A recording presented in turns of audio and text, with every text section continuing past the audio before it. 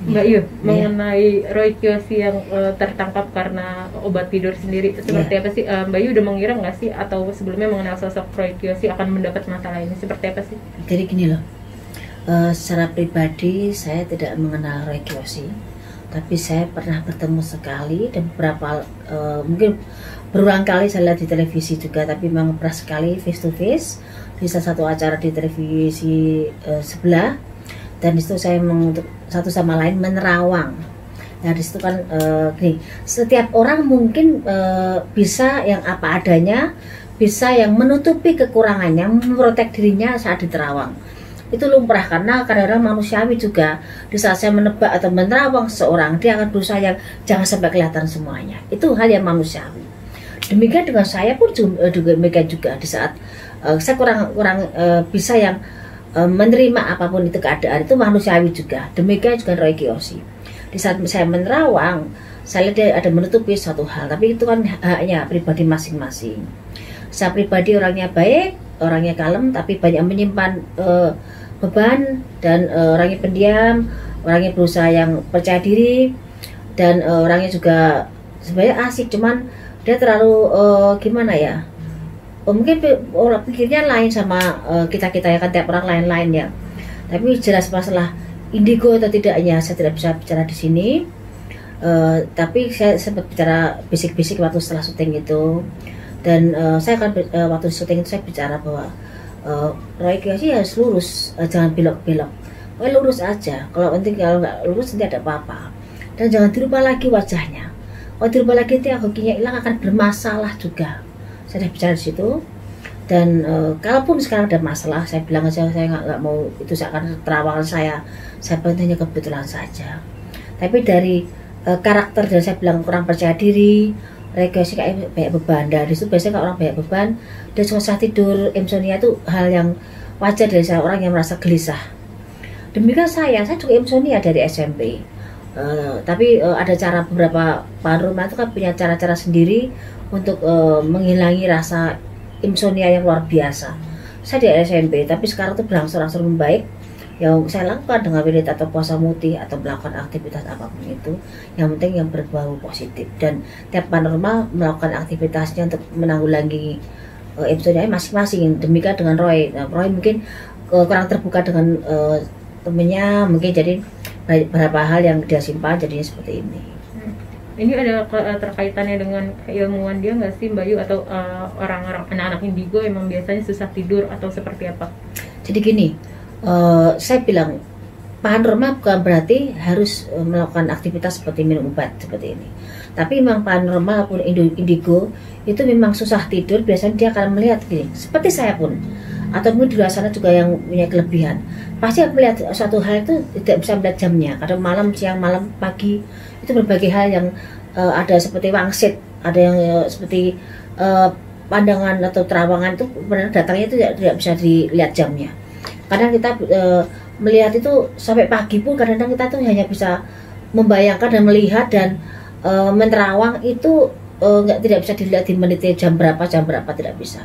Jadi kebanyakan loh ya, kebanyakan paranormal itu susah tidur dan betah melek, dan memang itu salah satu sarana orang pintar itu biasanya dia mau prihatin betah melek, karena itu salah satu syarat tirakat. Jadi kalaupun ibaratnya tirakat atau syarat orang pintar itu betah melek harus minum obat, ya juga nggak nyambung. Karena memang mau enak nggak enak, mau nggak mau, namanya paranormal pun indigo, segala cara ataupun segala bentuk dia siap untuk menerima hal gaib, dan itu tidak memerlukan obat-obatan. Itu hanya satu pilihan ataupun kebutuhan, karena yang dibutuhkan paranormal kebanyakan ya kita harus prihatin, kita harus lebih ritual, ataupun kita membersihkan diri, ataupun kita berbagai hal dengan cara-cara masing-masing paranormal. Baik, dia sendiri kan bilang kalau banyak artis yang akan tertangkap karena narkoba, itu sebenarnya kalau paranormal ini nggak bisa memprediksi bahwa dirinya akan kena, atau seperti apa sih? Jadi gini, tadi saya bilang tiap orang punya kelemahan, punya rasa yang kekurangan, dan hilafnya itu manusiawi pasti ada.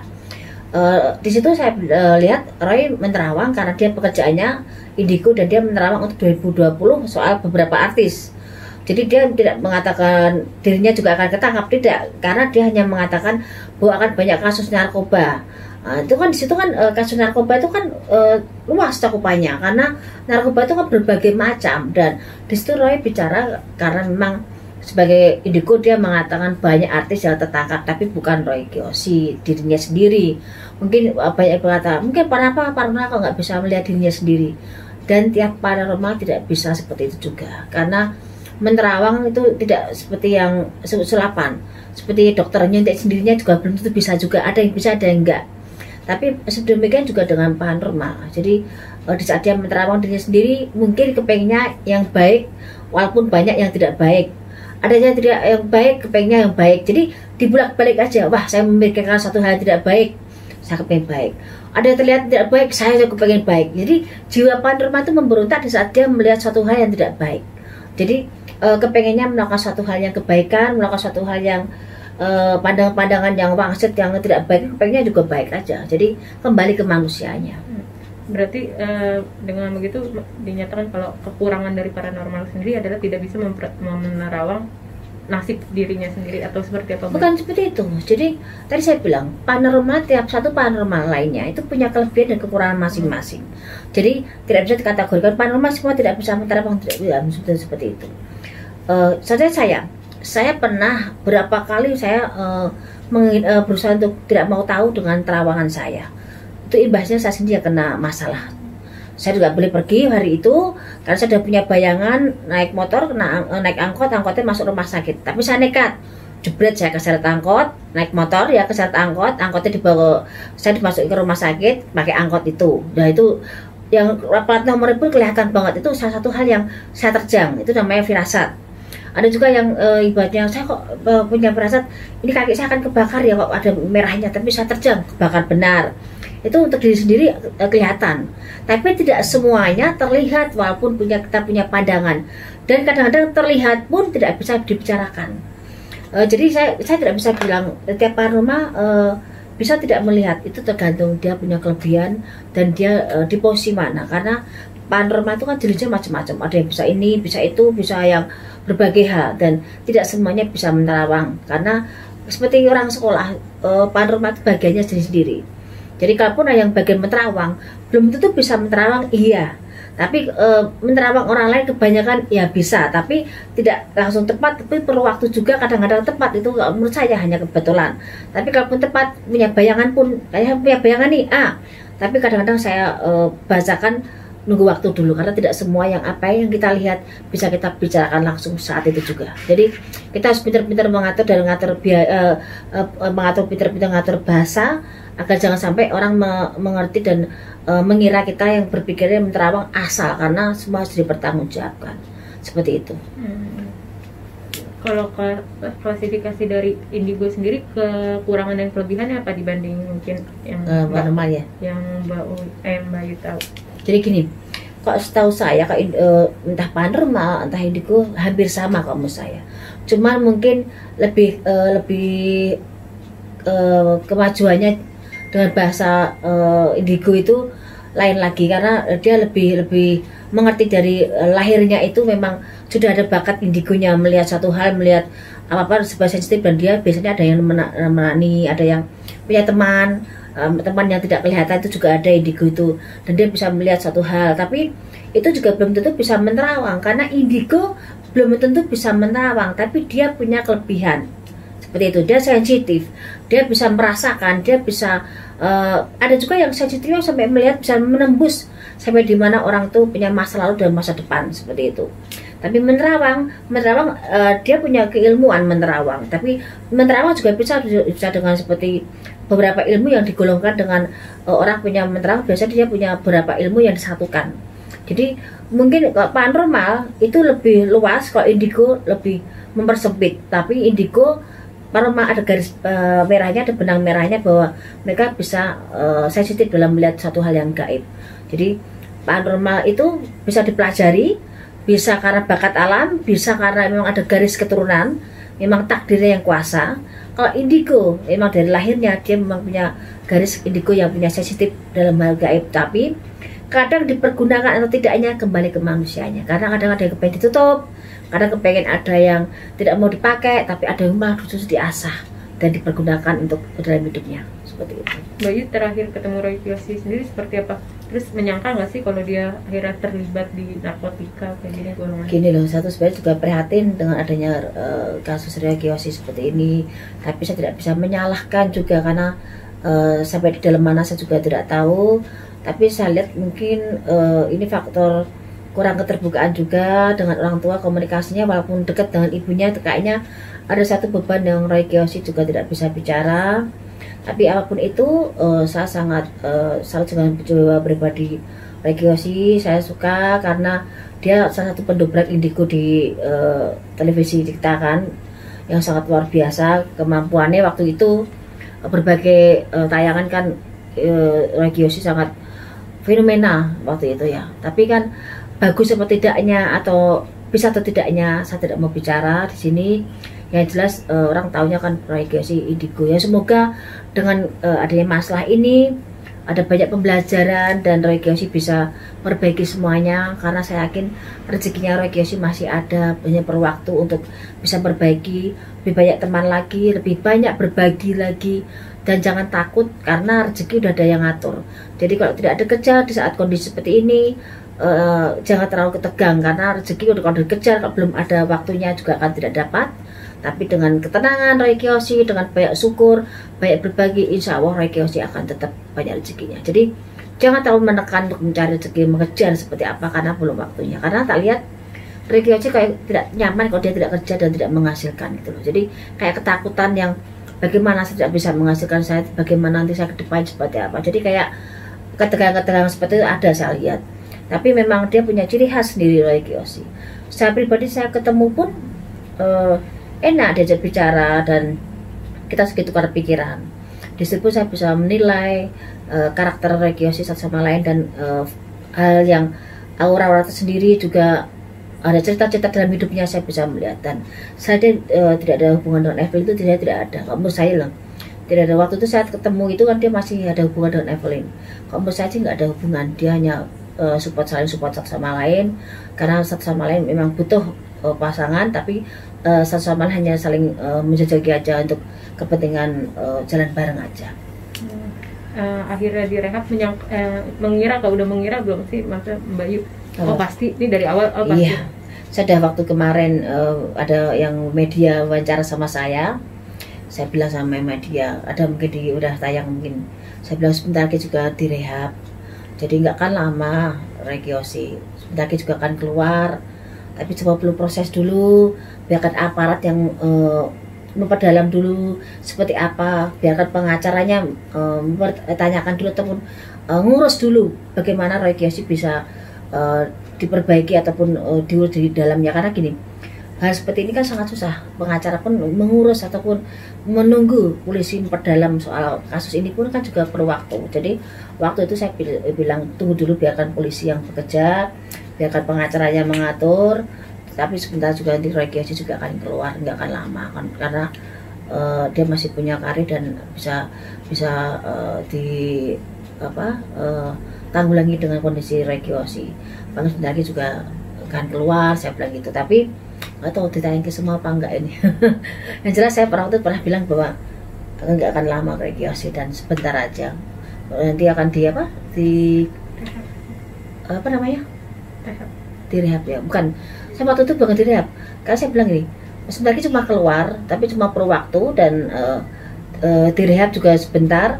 Tapi ini kan obat apa kan masih diselidiki, katanya obat tidur apa obat ketenang lah, itu kan berbagai hal itu masih diselidiki. Jadi itu hanya proses aja supaya sebentar lagi Roy Kiyoshi juga bisa menghirup udara bebas walaupun masih tahanan di luar, tahanan di dalam kota seperti itu yang tidak terlalu ribet, tapi jadi pembelajaran buat Roy Kiyoshi untuk lebih dewasa, biar lebih terbuka dan lebih banyak bersyukur karena Roy Kiyoshi itu hebat.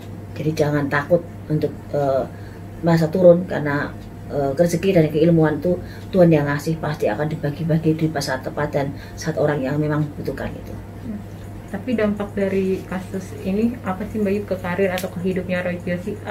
lebih banyak positif atau negatifnya? Jadi gini loh, kalau dampak pasti ada. Kita kalau ngomong orang akan punya image, wah ya kamu bekas narkoba, pasti pemikiran orang mesti negatif seperti itu. Padahal kan belum tentu apa yang dipakai Roy Kiyoshi. Karena orang pemikirannya dari yang ada tertangkap para kasus narkoba pasti pikirannya ke arah yang neko-neko. Padahal kan ini kan pakai obat pun katanya belinya di online katanya.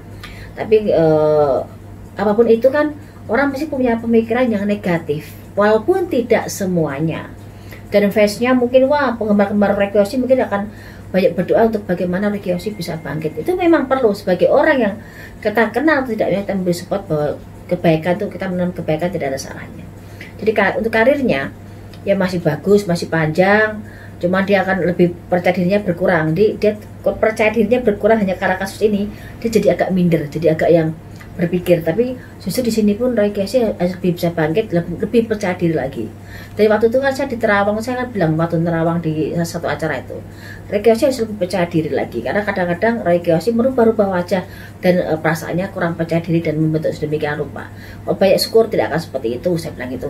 Nah itulah sekarang jangan berubah lagi, nanti akan ada masalah ke depannya, takutnya tidak nyaman atau seperti itu. Saya sudah jauh-jauh bilang seperti itu di beberapa acara. Tapi di saat kemarin pun saya Terawang seperti itu, ya memang saya menurut pemikiran saya, menurut terawangan saya, banyak dirubah dari apa yang Roy Kiyoshi justru akan mengurangi apa yang jadi rezekinya Roy Kiyoshi.